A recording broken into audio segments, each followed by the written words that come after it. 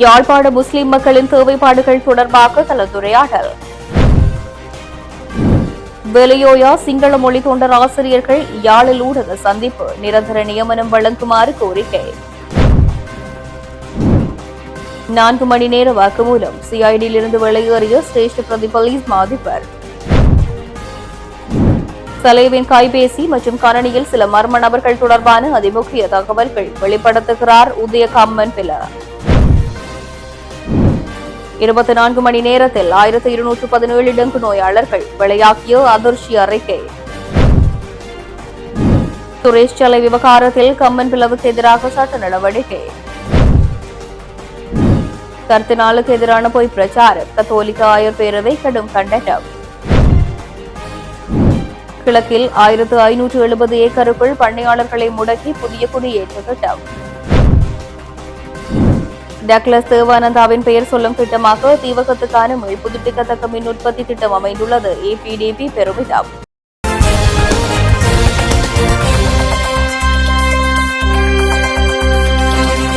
யாழ்ப்பாணத்தில் வசிக்கும் முஸ்லிம் மக்களின் கல்வி, சுகாதாரம், தொழில் வாய்ப்பு உள்ளிட்ட பிரச்சினைகளை ஆராய்ந்து அவற்றுக்கான தீர்வுகளை படிப்படியாக காண வேண்டும் என கடற்தொழில் அமைச்சர் ராமலிங்கம் சந்திரசேகர் தெரிவித்துள்ளார்.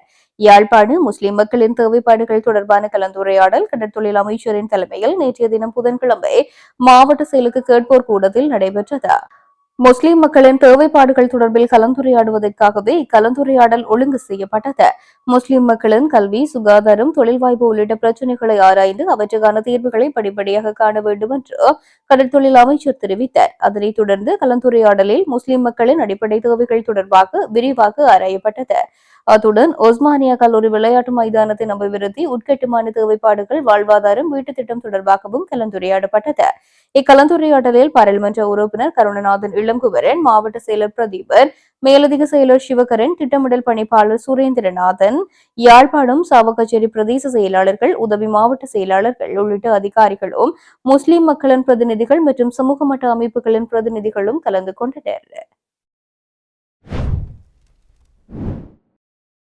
நாடாளுமன்ற உறுப்பினர் அர்ச்சுனா ராமநாதன் நாடாளுமன்ற உறுப்பினராக பணியாற்றுவதற்கான தகுதியை எதிர்த்து தாக்கல் செய்யப்பட்ட நீதி பேராணை மனு மீதான வாதங்களை கேட்பதற்காக மேல்முறையீட்டு நீதிமன்றம் ஆகஸ்ட் 31ஆம் தேதியை நிர்ணயித்துள்ளது. இந்த வழக்கு இன்று மேல்முறையீட்டு நீதிமன்றத்தின் முன் விசாரணைக்கு வந்தது. ஆனால் அமர்வு முறையாக அமைக்கப்படாததால் ஒத்திவைக்கப்பட்டது. நாடாளுமன்ற உறுப்பினர் ராமநாதன் அரசாங்க மருத்துவ அதிகாரியாக பணியாற்றி வந்தபோதே சமீபத்திய பொதுத் தேர்தலுக்கான தனது வேட்புமனுவை தாக்கல் செய்தார் என்று குற்றம் சாட்டி நிவஹால் பெரமுனவின் தலைவர் ஓஷல ஹேரோத் இந்த மனுவை தாக்கல் செய்திருந்தார். அரசு பணியிலிருந்து முதலில் விலகாமல் வேட்புமனுக்களை தாக்கல் செய்வது நாடாளுமன்ற தேர்தல் சட்டத்தை மீறுவதாகும் என்று மனுதாரர் வாதிட்டதோடு அந்த நாடாளுமன்ற உறுப்பினர் சட்டப்படி பதவி வகிக்க தகுதியற்றவர் என அறிவிக்க கோரியிருந்தார். மனுதாரரின் வழக்கறிஞர் இந்த வழக்கை கூடிய விரைவில் விசாரணைக்கு எடுத்துக் கொள்ளுமாறு விடுத்த கோரிக்கையை தொடர்ந்து நீதிமன்றம் இந்த வழக்கை ஆகஸ்ட் 31 அன்று வாதங்களுக்காக பட்டியலிட்டு அதற்கு முன்னுரிமை அளித்தது. மனுதாரர் சார்பில் சட்ட ஆலோசகர் NK அசோக் பரன் ஷனல் பெர்னாண்டோவுடன் முன்னிலையாக்கினார். அதே சமயம் நாடாளுமன்ற உறுப்பினர் அர்ச்சுனா ராமநாதன் சார்பில் சட்ட ஆலோசகர் சேனானி தயாரத்ன நிஷாதி விக்ரமசிங்கவுடன் முன்னிலையாக்கினார். வாக்குமூலம் வழங்குவதற்காக இன்று காலை குற்றப்புலனாய்வு திணைக்களத்துக்கு அளிக்கப்பட்டிருந்த கிழக்கு மாகாணத்துக்கு பொறுப்பான சிரேஷ்ட பிரதி போலீஸ் மா அதிபர் வருண ஜாயசுந்தர் அங்கிருந்து வெளியேறியுள்ளார். சுமார் 4 மணித்தியாலங்கள் வாக்குமூலம் வழங்கிய பின்னர் அங்கிருந்து வெளியேறியுள்ளதாக தெரிவிக்கப்படுகின்றது. பிரபல பாதாள உலக குழு தலைவர் கெகல் பத்தர பத்மேவுடன் நெருங்கிய தொடர்புகளை பேணியதாக கூறப்படும் குற்றச்சாட்டு தொடர்பில் வாக்குமூலம் அவரிடம் பதிவு செய்யப்பட்டதாக தெரிய வருகின்றது. மடிக்கணனி மற்றும் கைபேசியின் கடவுச்சொற்களை வழங்குமாறு அரசு புலனாய்வு பிரிவின் முன்னாள் பிரதானி சுரேஷ் சாலேவுக்கு நீதிமன்றம் பிறப்பித்த உத்தரவுக்கு மதிப்பளிக்கும் அதேவேளை அதனை வழங்காமல் இருப்பதற்காக சுரேஷ் சாலேவின் வழக்கறிஞர்கள் மேன்முறையீடு செய்வார்கள் என எதிர்பார்ப்பதாக பிபுதுரிகல உரிமையவின் தலைவர் உதய கம்மன் பில தெரிவித்துள்ளார். கொழும்பில் நடைபெற்ற ஊடக சந்திப்பில் கலந்து கொண்ட போதே அவர் இந்த விடயத்தை கூறியுள்ளார். அவர் மேலும் தெரிவிக்கையில் தமக்கு எதிராக நடைபெறும் விசாரணைக்கு உதவுமாறு சந்தேக நபர்களை கட்டாயப்படுத்த நீதிமன்றத்துக்கு கூட உரிமையில்லை என்பது உலகம் முழுவதும் ஏற்றுக்கொள்ளப்பட்ட அடிப்படை கொள்கை. இந்த கடவு சொற்களை வழங்காமல் இருப்பதற்கு பல நியாயமான காரணங்கள் உள்ளன. முதல் காரணமாக குற்றவியல் நடைமுறை சட்டத்தின்படி ஒரு சந்தேக நபருக்கு தமக்கு எதிரான விசாரணைக்கு உதவ வேண்டிய எந்த கட்டாயமும் இல்லை. இரண்டாவது காரணமாக கடவுச்சொல்லை வழங்குமாறு யாரும் சுரேஷ் செல்லிவுக்கு அழுத்தம் அல்லது பலவந்தம் செய்ய முடியாது. அது தவறான அழுத்தம். மூன்றாவது காரணமாக அந்த கைபேசி மற்றும் கணனியில் உளவுத்துறை தகவல் வழங்குநர்களை பற்றிய மிகவும் முக்கியமான மற்றும் உணர்திறன் வாய்ந்த தகவல்கள் உள்ளன. ஒரு உளவுத்துறை அதிகாரி ஓய்வு பெற்றாலும் தகவல் வழங்குநர்களின் அடையாளங்கள் அந்த அதிகாரியிடம் மட்டுமே இருக்கும். இறுதி காரணமாக கடந்த காலத்தில் உளவு தகவல்கள் போலீசாருக்கு கைமாறியதால் ஏற்பட்ட அழிவுகளை பற்றிய கசப்பான அனுபவங்கள் வரலாறு முழுவதும் உண்டு. 2002ஆம் ஆண்டு நடைபெற்ற மில்லேனியம் சிட்டி காட்டி கொடுப்பு அதற்கு எடுத்துக்காட்டு. அதன் மூலம் நாட்டின் உளவு பிரிவு முழுமையாக செயலிழந்து போனது. இந்த காரணங்களை கருத்தில் கொண்டு நீதிமன்ற உத்தரவுக்கு மதிப்பளிக்கும் அதே வேளையில் அதனுடன் உடன்படாத அடிப்படையில் சுரேஷ் செலவின் வழக்கறிஞர்கள் இந்த உத்தரவுக்கு எதிராக மேன்முறையீடு செய்வார்கள் என நான் நம்புகின்றேன் என்றும் குறிப்பிட்டுள்ளார். வடக்கு கடலை பாதுகாப்பதற்கு அனைவரும் ஒன்றிணைய வேண்டும் என வடமாகாண கடற்தொழில் பிரதிநிதி வர்ணகுலசிங்கம் தெரிவித்துள்ளார். அவர் மேலும் தெரிவிக்கையில், உள்ளூர் இழுவை மடி தொழிலால் நிலமட்டத்தில் இருந்து கீழாக ஒரு அடி ஆழத்தில் தோண்டப்படுகின்றது.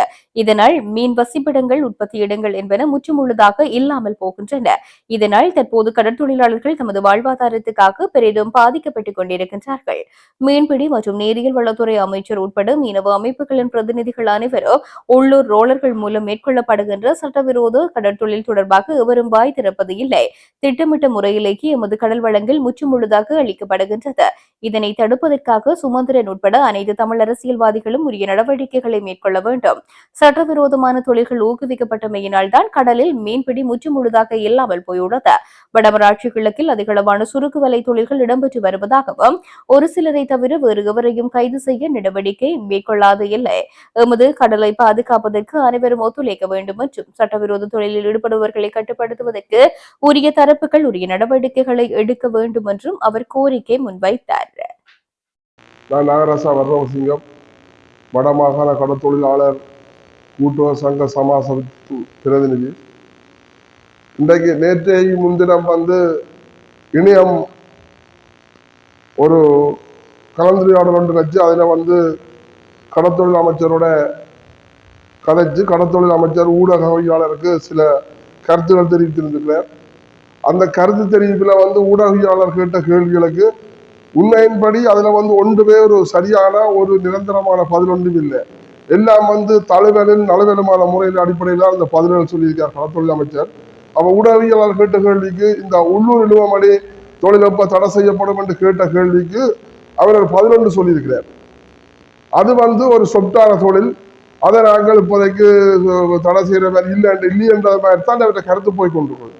உண்மையின்படி 96ஆம் ஆண்டு 2ஆம் இலக்கம் கடற்தொழில் 2ஆம் இலக்க சட்டத்திலேயே 16 தொழில் தடை என்று உள்ளூர் இழுவமடி இருந்து 16 தொழில் தடை என்று சொல்லி வர்த்தமானியில் அறிவிக்கப்பட்டிருந்தது. அதே போல சுமந்திரனால தனிநபர் சட்டம் மூலமாக கொண்டு வரப்பட்டு 2017ஆம் ஆண்டு இந்த இழுவமடி தடை என்று சொல்லி பாராளுமன்றத்திலேயே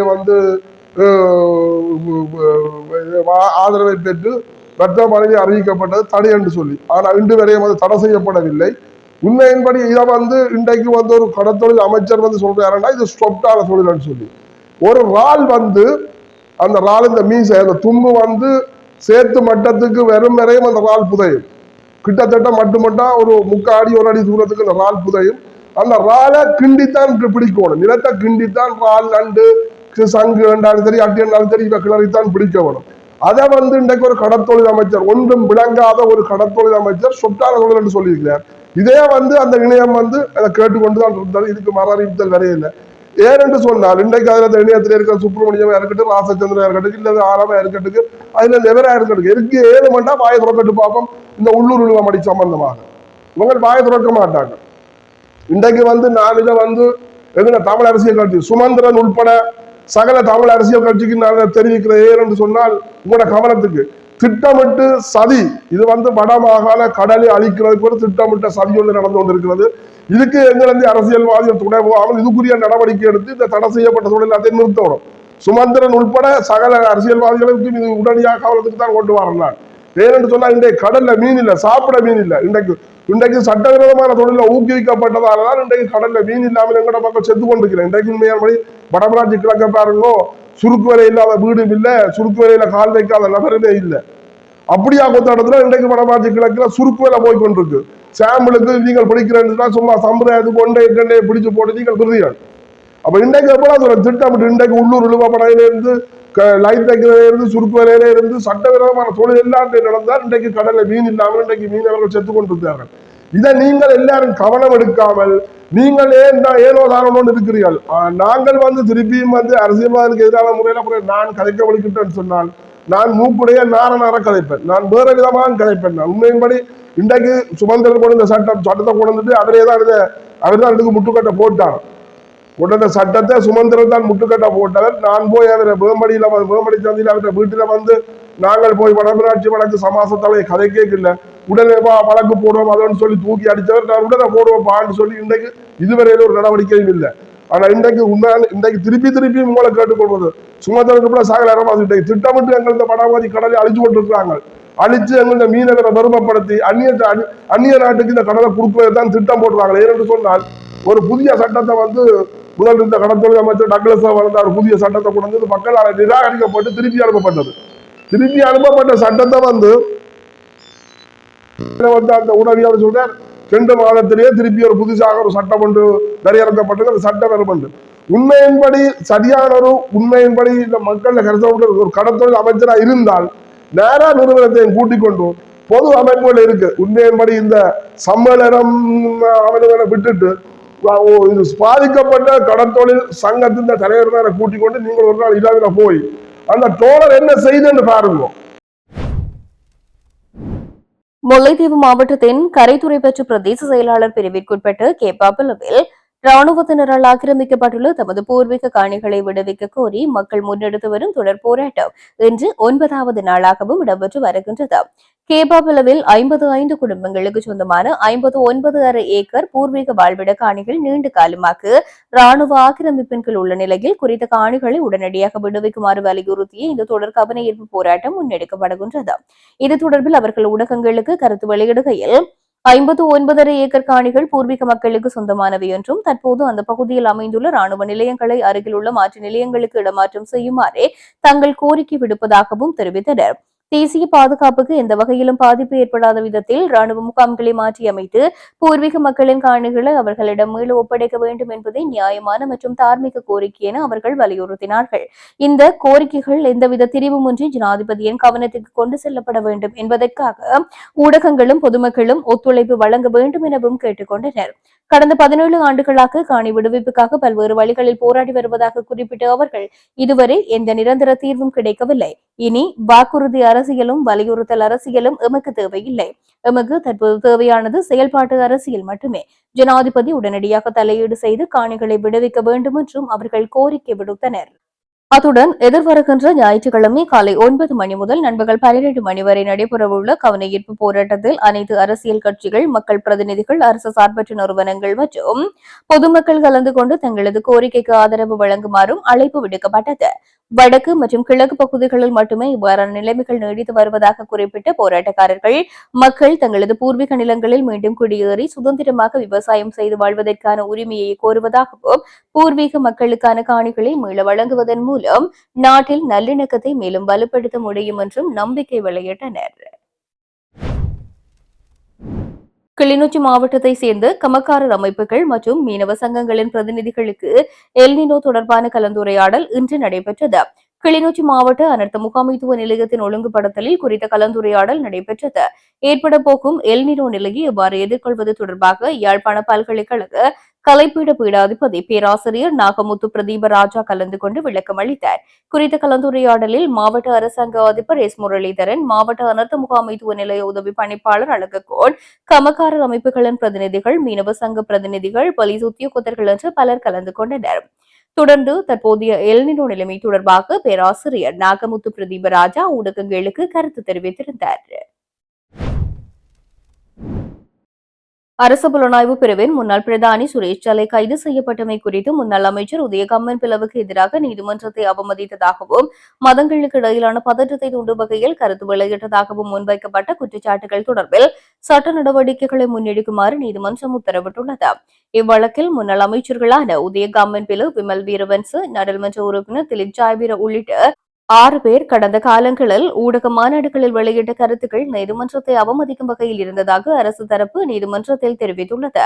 இதன் அடிப்படையில் சம்பந்தப்பட்ட ஊடக மாநாடுகளின் திருத்தப்படாத காணொலி காட்சிகளை 10 ஊடக நிறுவனங்களிடமிருந்து பெற்றுக்கொள்ள குற்றப்புலனாய்வு திணைக்களத்துக்கு ஏற்கனவே அனுமதி வழங்கப்பட்டுள்ளது. முறைப்பாட்டாளரான அருட்தந்தை ரோகன் சில்வா சார்பில் முன்னிலையான சட்டத்தரணி சுரேண்டி பெரேரா புதிய கமெண்ட்ல வெளியிட்ட கருத்துக்கள் பௌத்த மதம் மற்றும் கத்தோலிக்க மதங்களுக்கு இடையில் பதற்றத்தை ஏற்படுத்தக்கூடியவை என்றும் சாட்சிகளுக்கு அச்சுறுத்தலாக அமையக்கூடும் என்றும் இதனை நீதிமன்றத்தில் தெரிவித்தார்.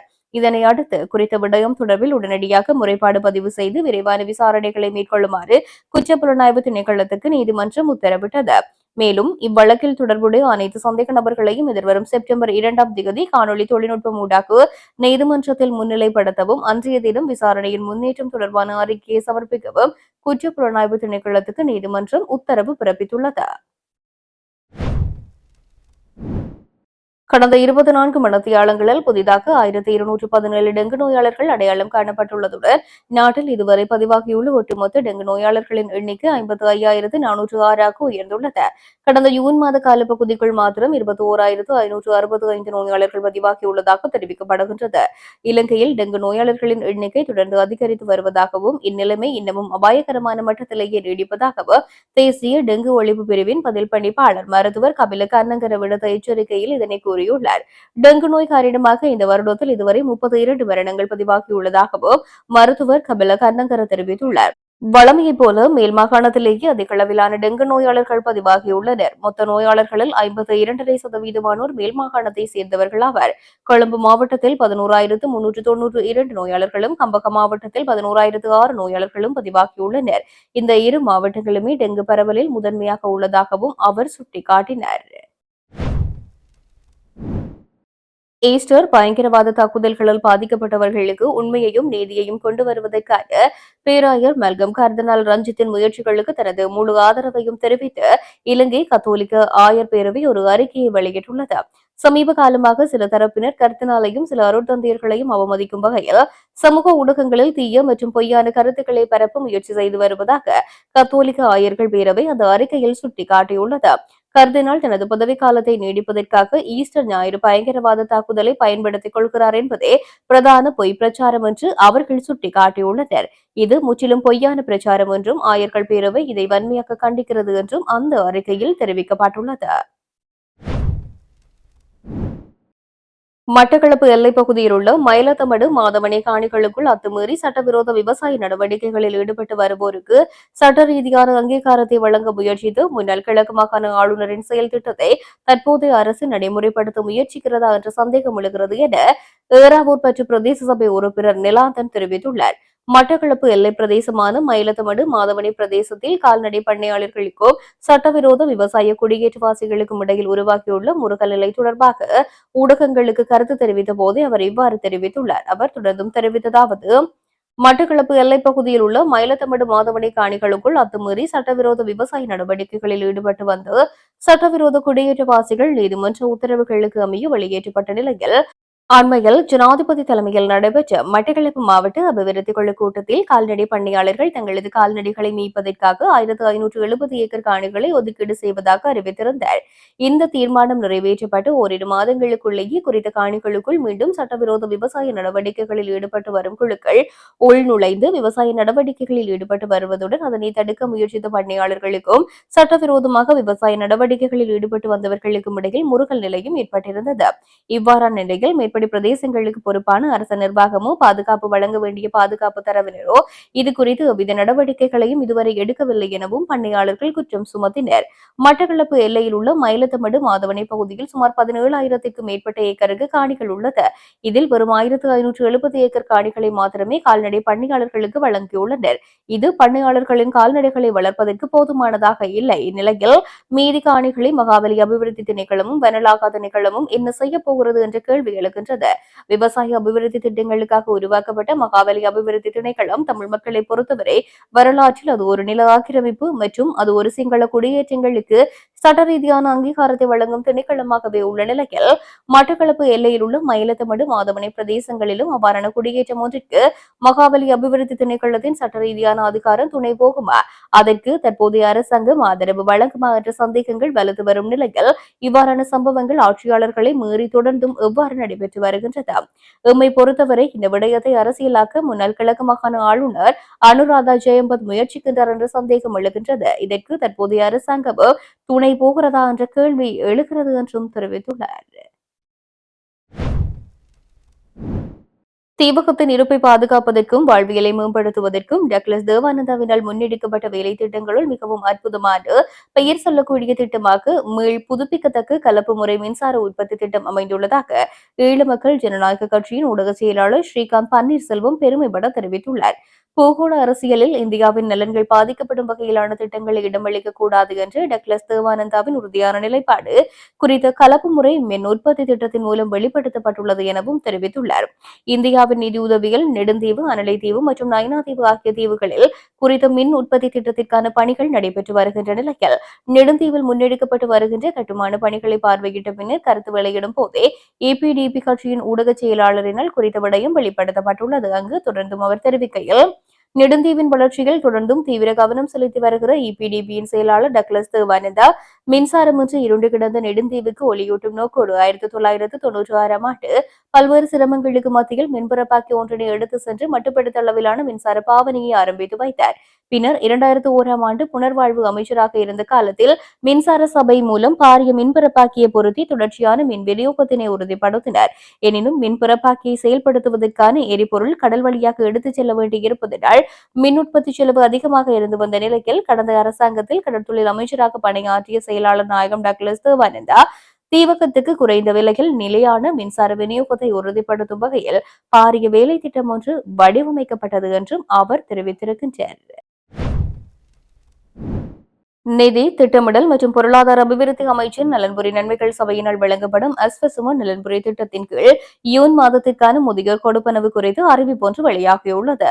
அதன்படி குறித்த கொடுப்பனவுகள் நாளை முதல் வழங்கப்பட உள்ளதாக நலன்புரி நன்மைகள் சபை அறிவித்துள்ளது. அதற்கமைய 70 வயதிற்கு மேற்பட்ட முதியவர்களுக்கான இக்கொடுப்பனவின் முதற்கட்டத்தின் கீழ் தகுதி பெற்று 6,21,761 பயனாளிகளுக்காக நிதி ஒதுக்கீடு செய்யப்பட்டுள்ளது. அதனுடன் இரண்டாம் கட்டத்தின் கீழ் 70 வயதுக்கு மேற்பட்டு 76,139 முதியவர்களுக்காகவும் நிதி ஒதுக்கீடு செய்யப்பட்டுள்ளது. இந்த நிதிகள் அனைத்தும் தகுதியான பயனாளிகளின் அஸ்வசும வங்கிக் கணக்குகளில் நேரடியாக வைப்பிலிடப்பட உள்ளதாக குறிப்பிடப்படுகின்றது. அதன்படி தமக்குரிய கொடுப்பனவு தொகையை பயனாளிகள் அனைவரும் நாளை முதல் தத்தமது அஸ்வசும வங்கிக் கணக்குகளின் ஊடாக பெற்றுக்கொள்ள முடியும் என நலன்புரி நன்மைகள் சபையின் மேலதிக ஆணையாளர் ரிஷான் தர்மசேன தெரிவித்துள்ளார்.